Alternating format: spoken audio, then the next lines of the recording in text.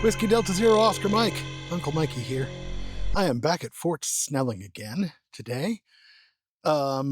Slightly different location, but only slightly. I did some scouting. I considered going to a completely different part of the park, and ultimately I came back to beach parking.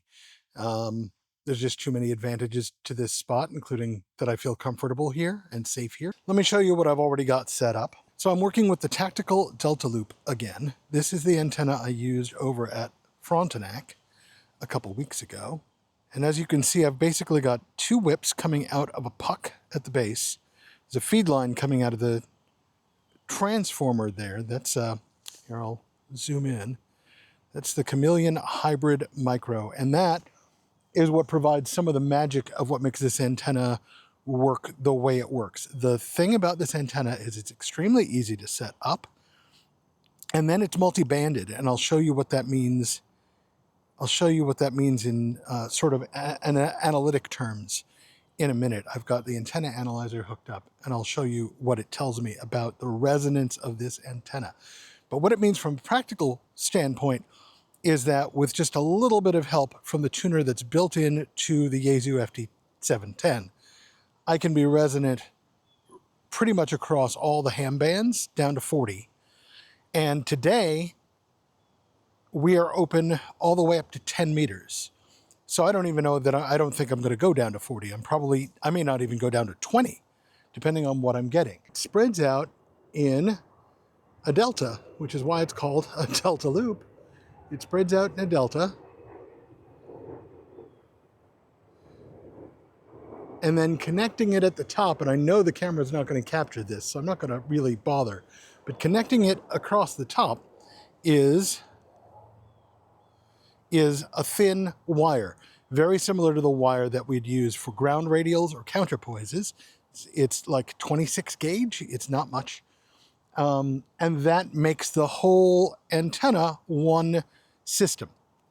And it doesn't require a counterpoise or a ground. It's extremely easy to set up. It's as easy as setting up two verticals and a wire across them.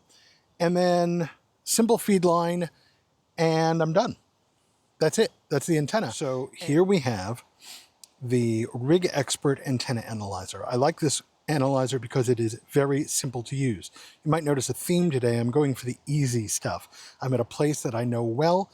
I'm using an antenna I know works well, and I'm using the easy tools. I'm not using a nano VNA that requires a lot of calibration or anything like that.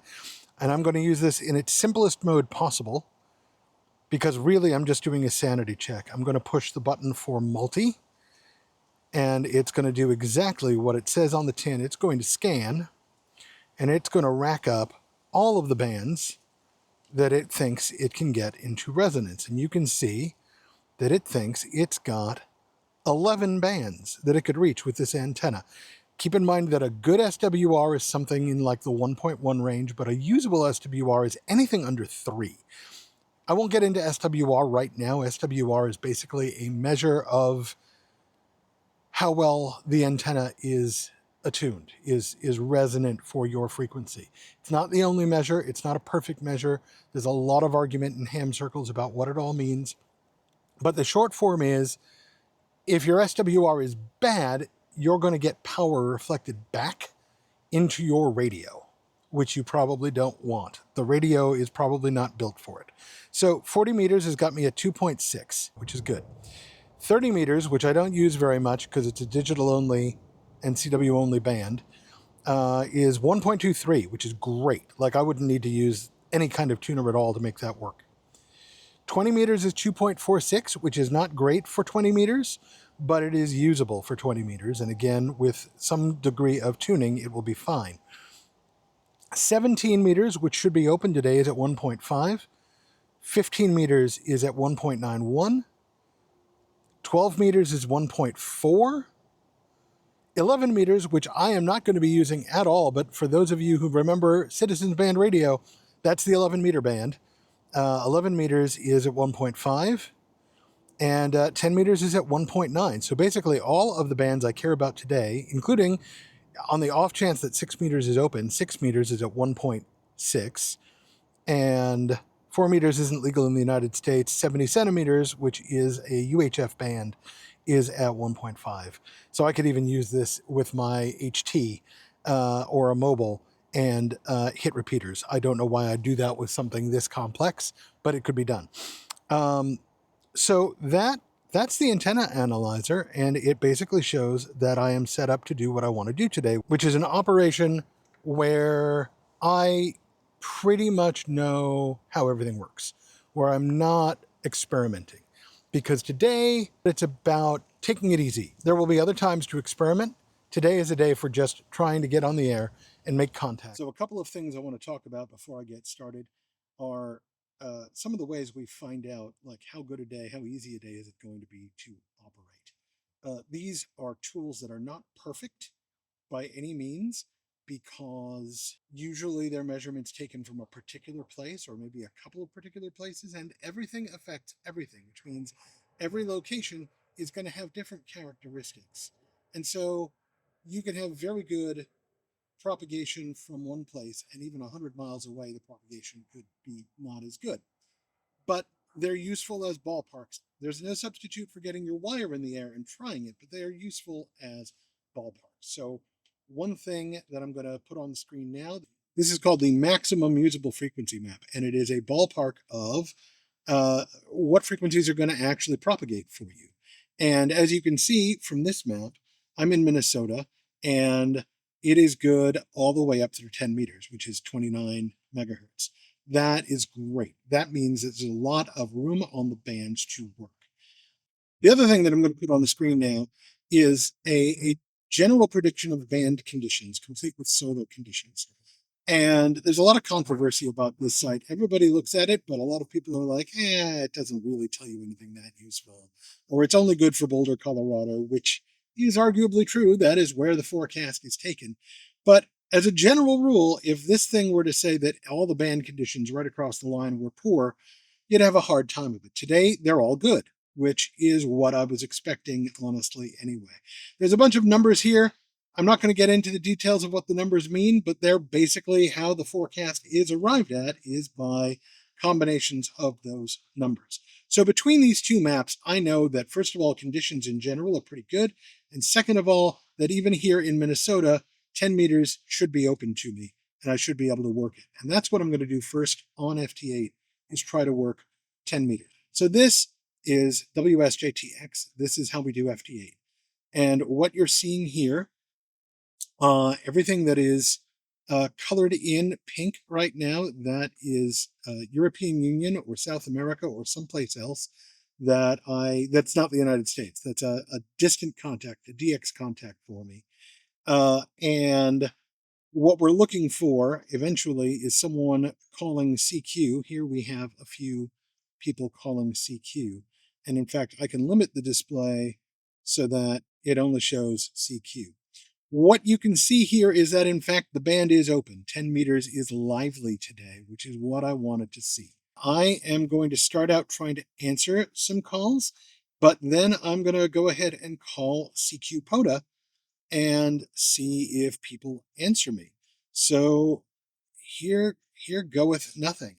So I just told it, double-clicked on K4UGO, and it enabled TX because I double-clicked, and you can see it filled in a whole bunch of default messages. And from here on, it's kind of automatic, which may sound boring, but it's how this works. It is a little bit automated, and it's a little bit canned. That's why some people don't like it. Some people complain that it's not really radio. We get back to my earlier statements of there's more than one way to do it. There's more than one way to do it. This way of doing it, among other things, will allow me in a moment to look at something called PSK Reporter and see where I'm being seen, see what the propagation is. Now, someone got ahead of me. I'm going to continue to call him in case he hears me better than he hears this guy. But it means my ears are working pretty well because I'm hearing from all over the place right now. The call signs that start K, W, or A, KW, A, or N, those are mostly United States call signs. Everything else is from overseas. So 10 is not only open, it is open long. We are making DX today, or at least it is possible to make DX contacts today, and we're hearing a lot of overseas contacts today. So that guy was heard by K4UGO. Now we have to see whether he's hearing me at all. One thing that will help that I'm going to bring up now is I've got this mini waterfall display. And right now it shows that I am overlapping with other signals. This little red rectangle up here is where I would be transmitting. So I'm going to move down a bit. Oh, and there we go. K4UGO is answering me.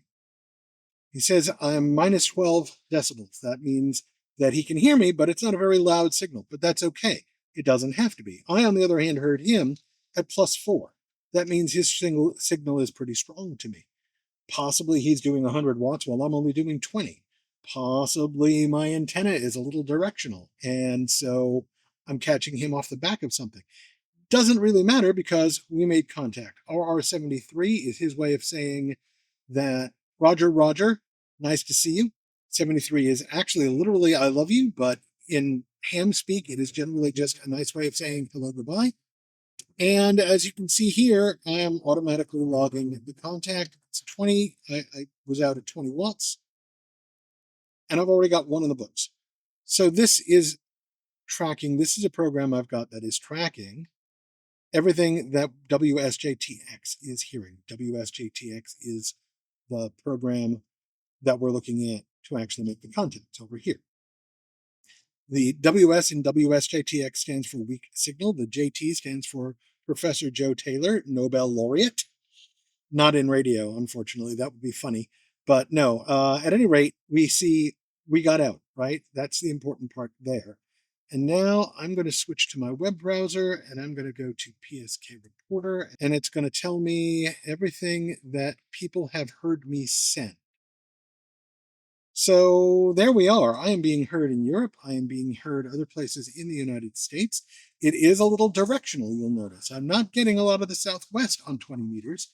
I am getting Europe, and I am getting the American Southeast, and I am getting to the west of me, and like Southern California, Texas, Colorado are nothing. I'm deaf to them. And whether that is because of the direction I've got the Delta loop currently swung, or just luck of propagation, I'm not even going to bother worrying about, because I'm making contact, and that's what I care about. So I am going to make a few more contacts here. Here's a DX. I'm going to try to make him in the European Union. YU, I want to say YU is Serbia? You know what? Let's not guess. Let's look him up while WSJT-X is trying to figure it out. So let's see. It was YU1EA. YU1EA. How about that? I guessed right. That's Serbian.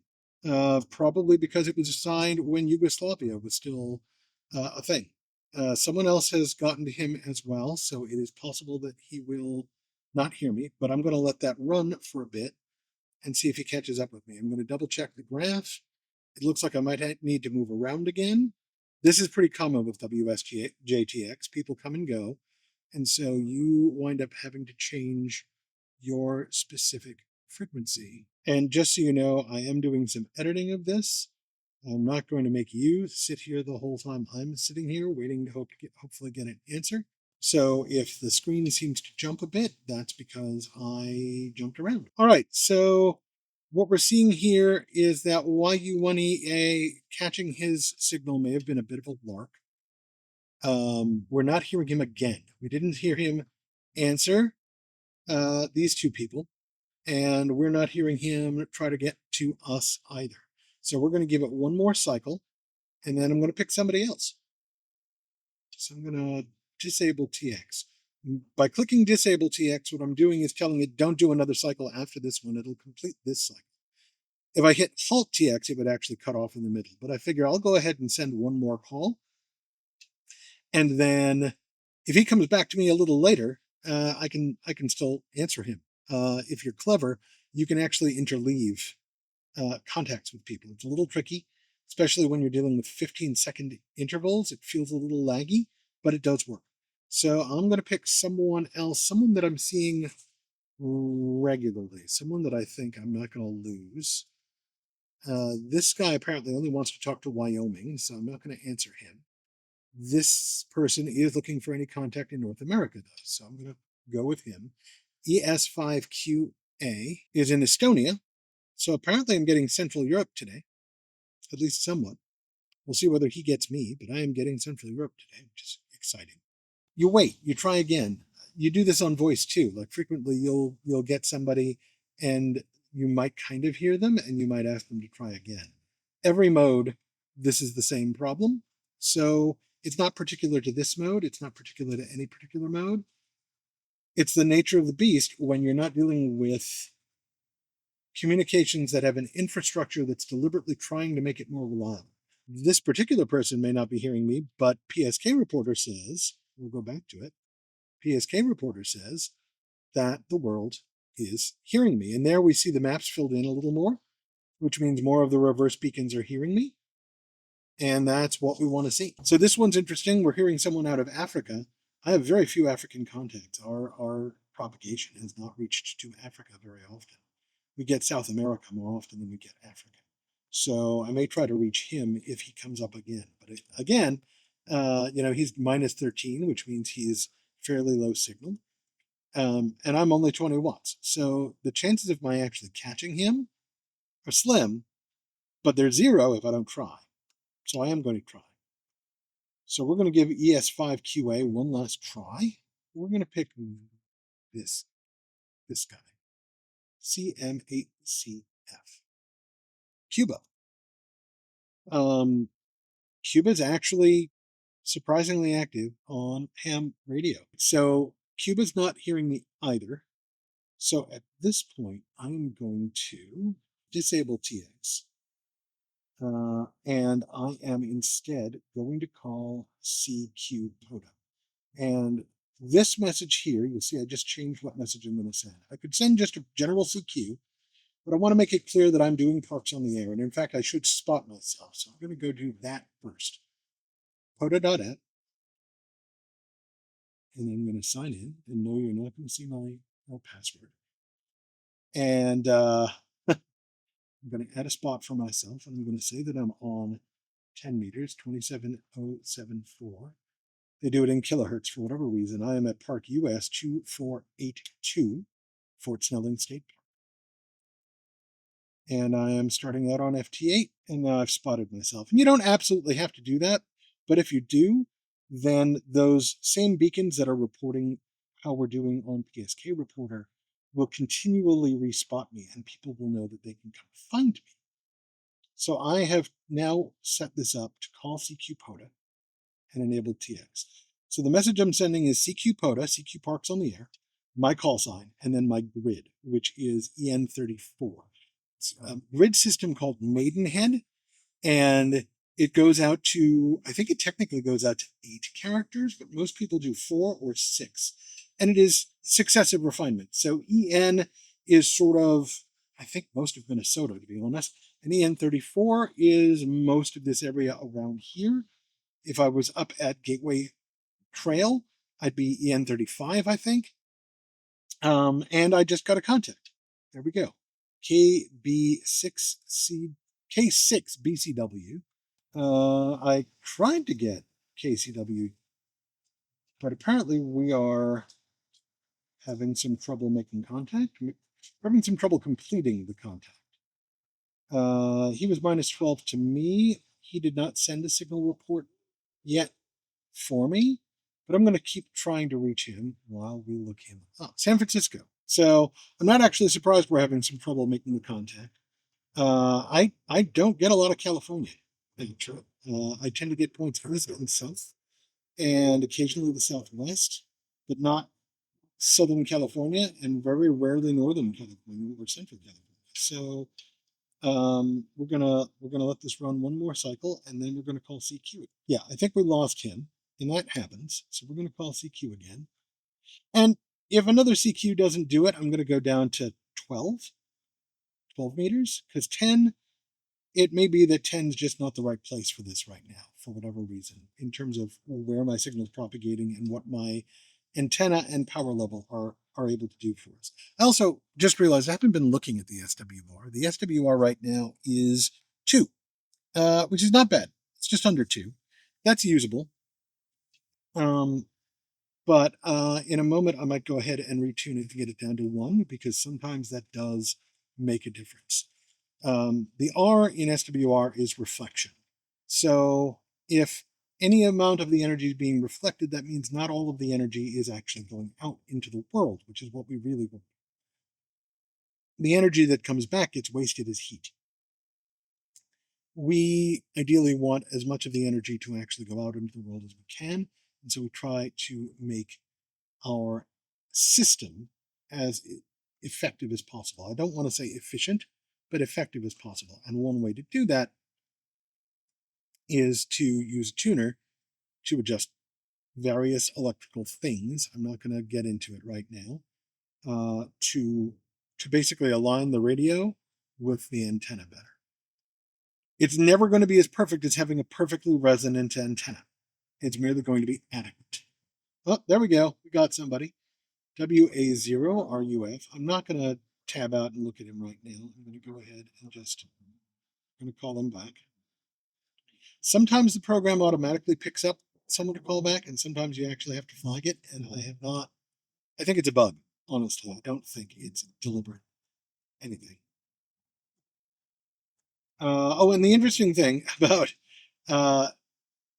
WA0RUF is that he is also EN34. He's close to me. I don't know how we're hearing each other. Ordinarily, particularly the way 10 meters is going right now, I should not be able to hear him. And he should not be able to hear me. But he's answering me, which means he heard me at least once. And as you can see, even though he's in the same grid with me, he's in EN34, I'm only getting him minus 12. That's the other thing a lot of people coming to the hobby first don't understand is the HF bands, when we talk about them being long or short. Oh, we got him. Ultimately, we got him. So he's a neighbor. I don't actually know where he is. I'm going to look him up now. WA0RUF. But point is, just because he's nearby does not mean that I'm going to hear him. Quite the opposite. He could be going right over me. It's called a skip. And the skip could be going right over me. And it helps if I type the right thing. WA0RUF, not RUB. And yeah, he's in Apple Valley. He's right nearby. So hi, Donald. Thank you for the contact. Awesome. Not sure how that worked, but it worked. So I'm going to go back to calling CQ one more time, because we now have 2 down. And to make my kilo, by the way, I only need 4 total today. I'm going to go for a full activation and probably more than that, but I only actually need 4 to make 1,000 contacts having been made here at Fort Snelling ever, which was part of today's goal. I had several goals today. Goal number 1 is to make my kilo. Goal number 2 is to activate. Goal number 3 is to get better at recording this for you, including recording some of the actual activation, even if I wind up editing it down. Goal number 3 was it was a beautiful day. It's 68 degrees. It's breezy. The sun is out. There's barely a cloud in the sky. For my money, this is like perfect. This is perfect radio weather. It's not too hot. It is a little sunny. I once again misjudged the shade. I seem to be getting good at that, but I've got a hat. I might have to find a way to shade the radio itself at some point, but for now, it seems to be fine. And we're playing radio. And that was it. That's part of the goal. Yeah, so PSK reporter is still showing that it's coming and going. And when it's going all over the place. Like I'm genuinely surprised I'm not getting any answers to my calls from Europe. Because Europe's hearing me. I'm skipping right over the ocean and landing in Italy, in Central Europe, a little bit in Northern Europe. Like, propagation-wise, I should be hearing more than I'm hearing, or getting answered more than I'm getting answered, but I'm not. So I'm going to go ahead and stop, and I'm going to switch to 12. We're now on 12 meters, and you can see that the waterfall is pretty full. So there are people who have got their oars in the water. And this, by the way, reflects an important rule for ham radio guideline, rule, whatever you want to call it, which is listen before you speak. Listen, listen, and listen again. So like if I had not listened for both cycles, I would not know that there is in fact someone on this lane on the other cycle, because you may have noticed there's actually two phases to this. There's two 15-second phases to this.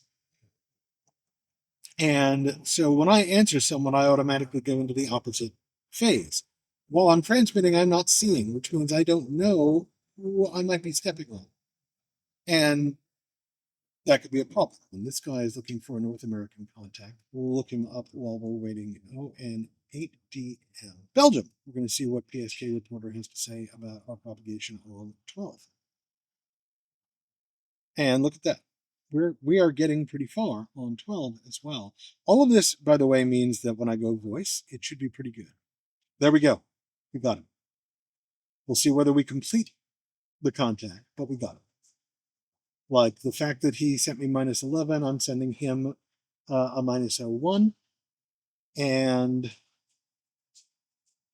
now we wait the 15 seconds. Let me tell you, sometimes this kind of contact, that 15 seconds feels a lot longer. And other times the 15 seconds goes by and you're like, oh, wait, the whole contact went by and I missed it. Because like everything else, time can be elastic. But we got him, OR73. So we have him in the log. Ding. All right, so our luck is maybe a little better on 12. We're going to find out. We're going to try another one. Let's see. This guy is in France. Let's try for France. We're hearing him pretty strongly. We're hearing him -1. And negative, like, it's easy to get hung up on negative numbers. Negative does not necessarily mean it's bad. It just means it is lower than an arbitrary 0.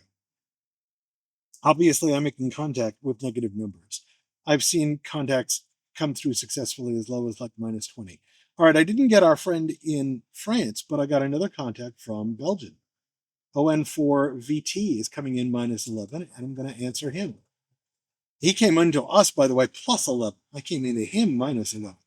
So we're hearing him very strongly. He's got a strong station.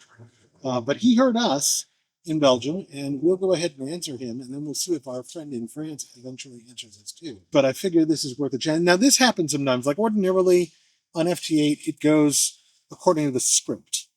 But every now and then, you will get someone who kind of jump into the queue and see if you want to talk to them. And sometimes it's an accident, quite honestly. I've done that where I clicked on the wrong line. I meant to click on the CQ, and I clicked on someone else's contact, but we still completed a QSO.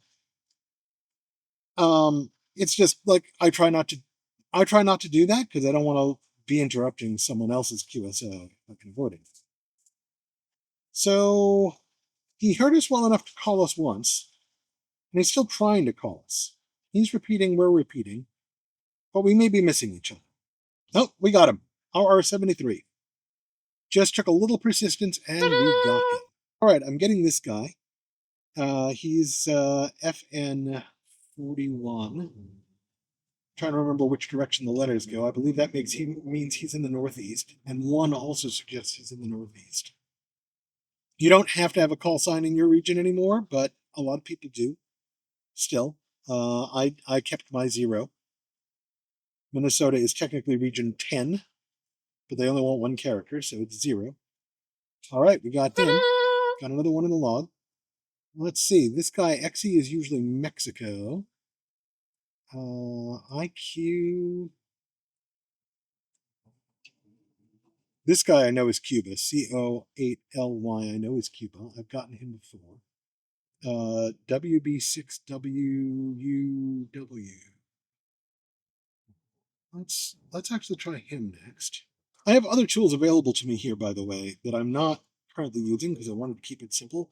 Because I'm using Grid Tracker and have it running in the background, mostly as a relay to my logger, because otherwise WSJT-X just logs to its own file, and then that can be a little hard to sort of fish out.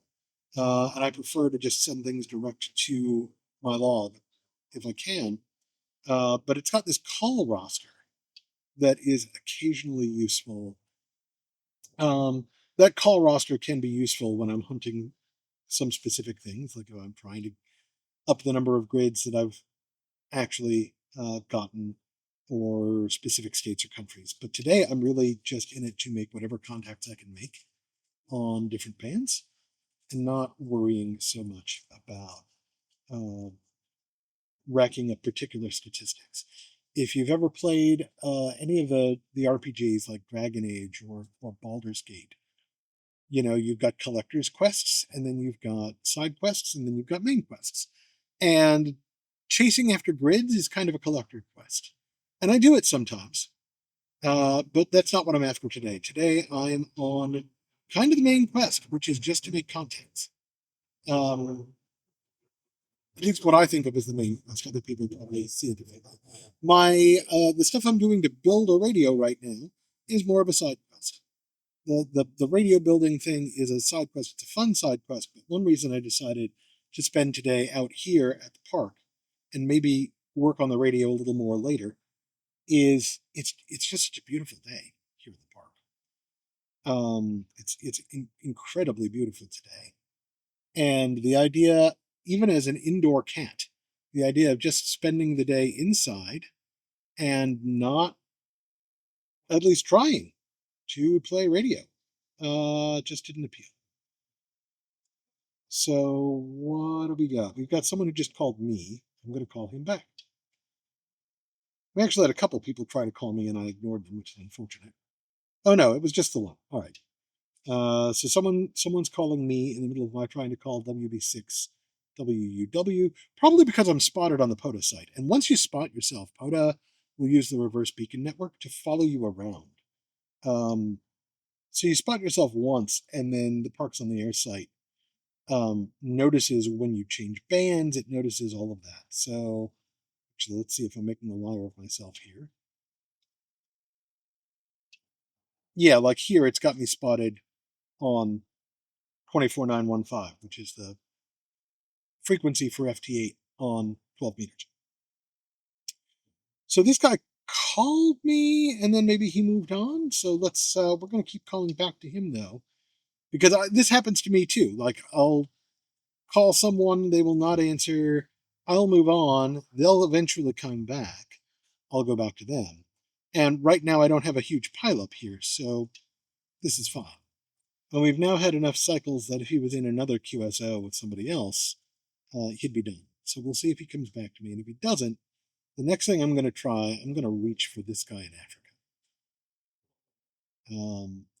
I don't have a strong expectation of being able to hit him, but I'm going to reach for it. Yeah, I'm going to do that now. I'm going to switch over. Because I have so few contacts out of Africa. And making even one more would just be cool. And, you know, once again, someone beat me to it. That's okay. I'm just going to wait in the queue, basically. I'm going to keep calling. Let's have another look at PSK Reporter.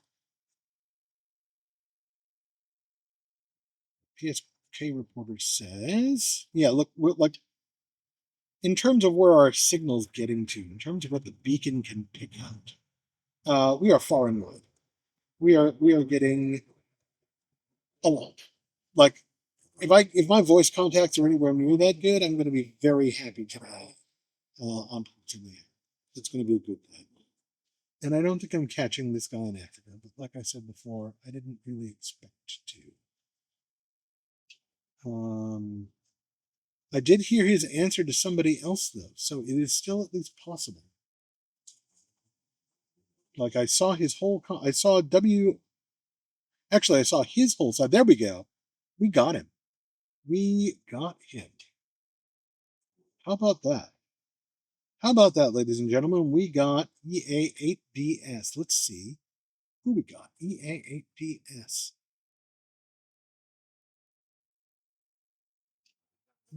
EA8DS. Canary Islands. Felix Almeida in the Canary Islands.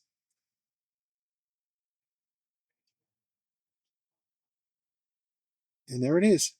RR73. I'm going to answer this guy. I don't mean to be rude. I was just busy. Sorry, WE7EE. That, by the way, WE7EE is a great call sign for Morse code because all those E's are just dits.